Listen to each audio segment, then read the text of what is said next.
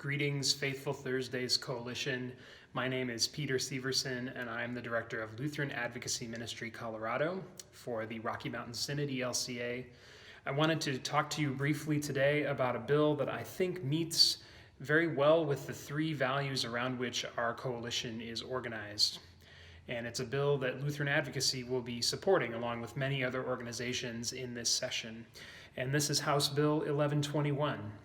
It's concerning protections for residential tenants related to actions by landlords. And this is being carried by Representative Dominique Jackson and Iman Judah, as well as Senator Julie Gonzalez. This is a bill that has to do with housing and the protection of renters. I probably don't have to tell you that in most parts of Colorado, housing is expensive and it can be hard to come by, especially for those on the lower end of the income spectrum.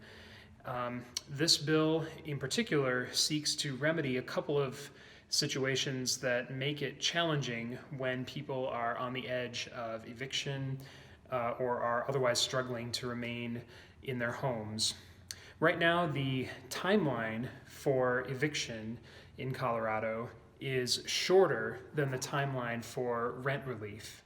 And the net effect of this disparity in timelines means that it's harder to access rent relief when you're in the midst of a procedure that might end in eviction.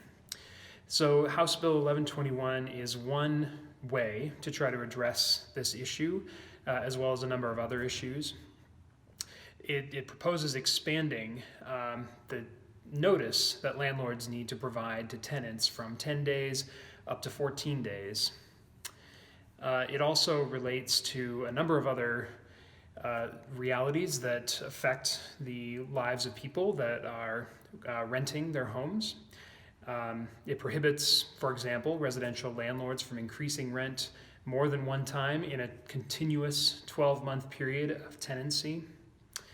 It also extends the notice period for non-payment of rent for a homeowner in a mobile home park from 10 days to 14 days.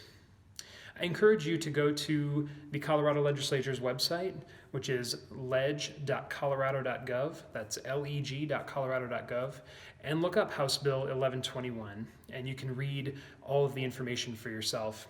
There's a couple of bills related to housing and renters' rights as well that you may be interested to learn more about too, including House Bill 1117, which has to do with inclusionary zoning, and House Bill 1054, which has to do with enabling people who are undocumented or don't have lawful presence to access housing assistance.